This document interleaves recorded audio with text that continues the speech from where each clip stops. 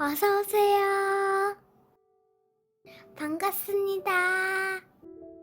안녕하세요. 저는 30대 싱글남입니다.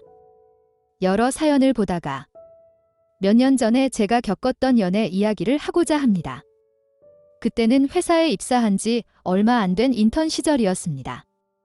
2.5톤 트럭을 몰고 각자 정해진 지역의 음료수 등의 먹거리를 배달하는 중이었습니다. 며칠간의 교육이 끝나고 혼자서 처음 운행을 나간 날이었습니다. 어리버리하고 느린 일처리로 몇몇 매장 사장님들께 혼돈하고 안 좋은 소리도 듣고 해서 많이 위축이 되어 있던 상황이었습니다. 자신감이 많이 떨어진 상태로 다른 편의점에 물건들을 납품하려 들어갔습니다. 저와 비슷하거나 조금 어려 보이는 여자 직원분께서 고생하신다면서 친절하게 인사를 해주시는데 너무 고맙고 저도 모르게 눈물이 났습니다.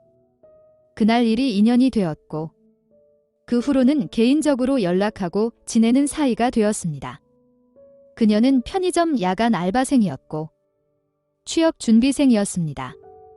나이는 저보다 3살이 어렸습니다. 제가 배송이 늦는 날에도 그녀의 근무 시간이 끝났지만 저를 기다렸다가 일을 도와주고 퇴근을 하였습니다.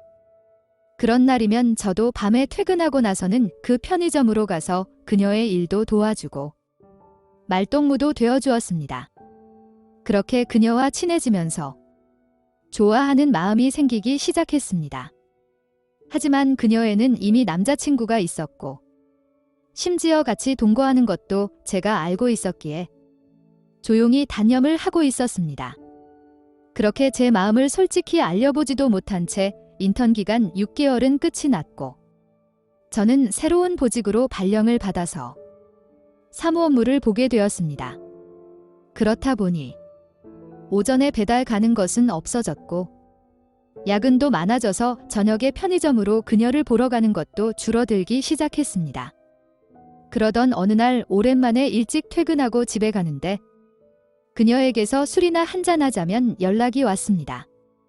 금요일이기도 하고 그녀와 오랜만에 만나는 것이기에 가벼운 발걸음으로 약속 장소로 갔습니다. 즐겁게 술자리를 가지고 있는데 그녀가 저에게 왜 고백을 안 하냐고 묻는 것이었습니다. 좋아하는 거 다 알고 있는데 고백도 안 하고 얼굴 보려도 자주 오지도 않길래 이제 마음에 변했는지 궁금하다는 것이었습니다. 제가 좋아하고 있는 것을 알고 있냐는 물음에 얼굴에 다 적혀 있었다면서 편의점 사장님도 다 알고 계신다고 하였습니다.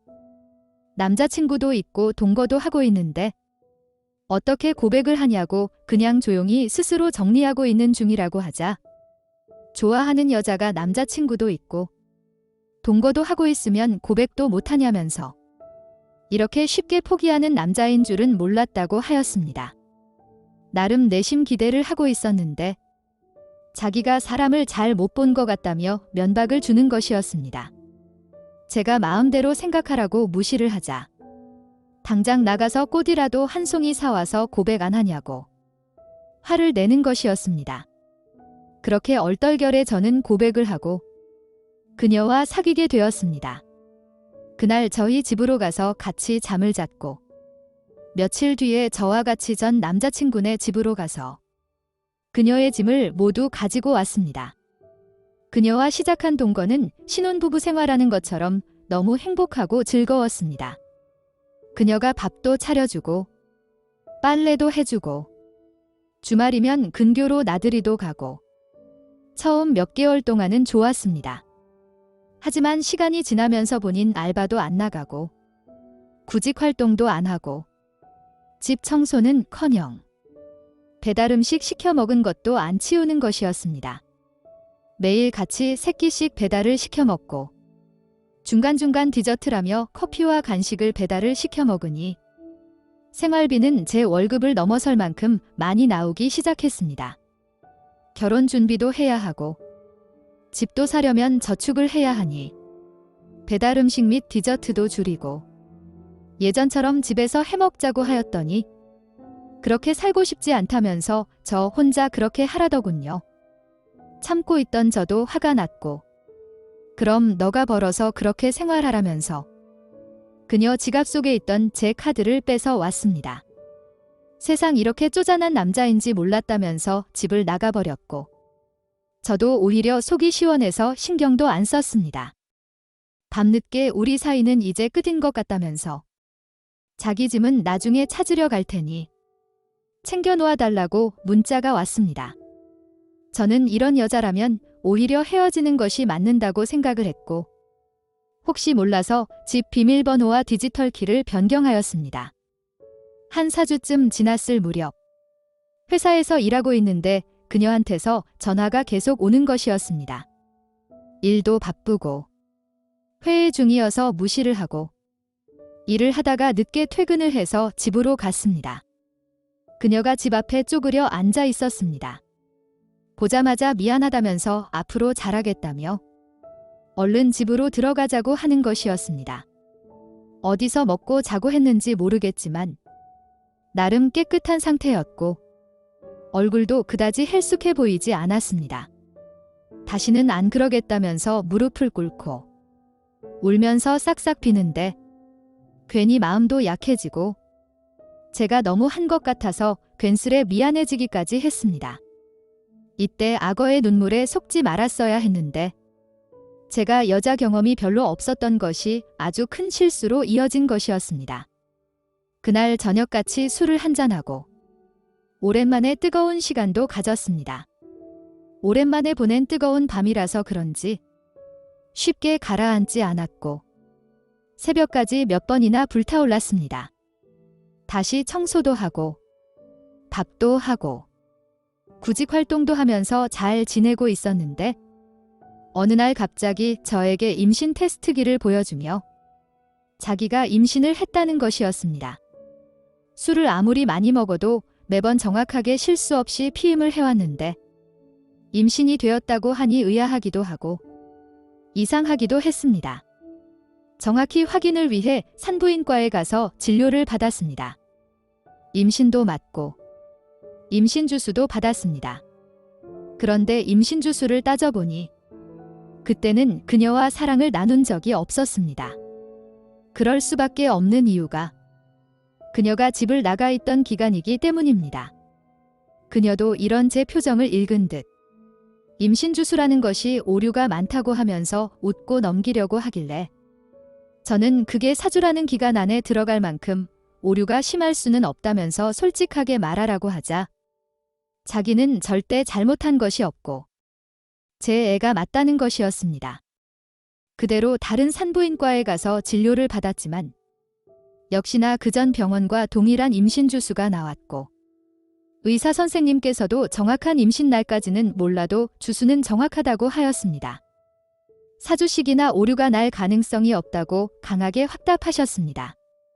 그녀는 제 아이가 맞다며 빡빡 우기기 시작했고 임신도 했으니 부모님께 알리겠다고 하고는 바로 전화로 이야기하는 것이었습니다. 그날 저녁 갑자기 그녀의 어머니가 저희 집으로 오셨고 바로 결혼 이야기를 꺼내시면서 그 자리에서 결혼 약속을 하라고 강요하시는 것이었습니다. 너무나 급하게 강요하는 것이 의심스러워 일단 그 자리를 비우고 밖으로 나왔습니다. 그리고 혹시 몰라서 제 폰에 음성 메모도 켜놓고 나왔습니다. 머리를 식히고 들어가서 제 폰을 가지고 화장실로 들어갔습니다.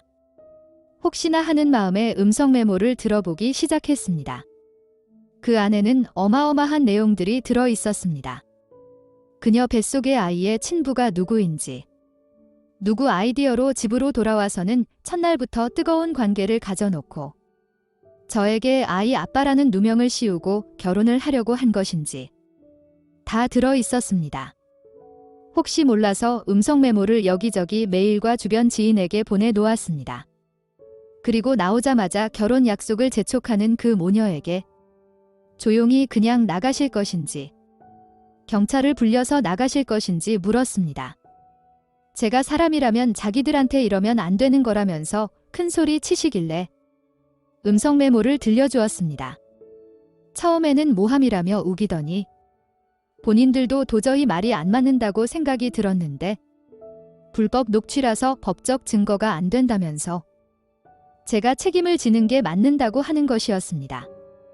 도대체 말도 안 되는 소리를 하면서 우기길래 결국 제가 경찰을 불렸습니다. 저희 집으로 출동한 경찰분들에게 갑자기 저한테 그녀가 몹쓸 짓을 당했다고, 그래서 원치 않은 임신까지 했다면서 피해자 코스프레를 하기 시작했고, 결국 경찰서까지 같이 가서 그날의 음성 메모와 그동안 있었던 일들을 다 진술하고 나서야 집으로 돌아올 수 있었습니다. 그때 무고죄와 사기죄로 고소를 하려고 알아보았으나 생각보다 쉽지도 않고 더 이상 엮이고 싶지 않아 다시 저한테 연락하지 않는다는 각서를 받고 그녀와의 관계를 끝냈습니다. 그리고 몇 달 뒤에 그녀가 결혼한다는 내용을 SNS로 보았고 그녀에게 당한 남자가 너무 불쌍해 보여서 다 알려주려고 하였으나 웨딩 사진 속에 그 남자의 표정이 너무 행복해 보이길래 조용히 있었습니다. 현재까지도 가끔씩 그녀와 그녀 엄마가 생각이 납니다. 그럴 때마다 세상에서 가장 무서운 것은 여자라는 생각이 들기에 그 일 이후로 연애를 안 하고 있습니다. 몇 번의 소개팅과 도전을 해보았지만 아직은 제가 준비가 안 되었는지 너무 힘들었습니다. 저도 좋은 여자를 만나서 행복한 가정을 꾸릴 수 있겠죠? 이렇게 사연을 적다 보니 속도 후련하고 마음이 편해지는 것 같네요. 오늘의 사연은 여기까지입니다. 구독과 좋아요, 알림 설정 부탁드립니다. 긴 글을 읽어주셔서 감사합니다. 구독과 좋아요 꾹꾹 눌러주세요. 꾹꾹. 알림 설정도 꾹꾹 눌러주세요.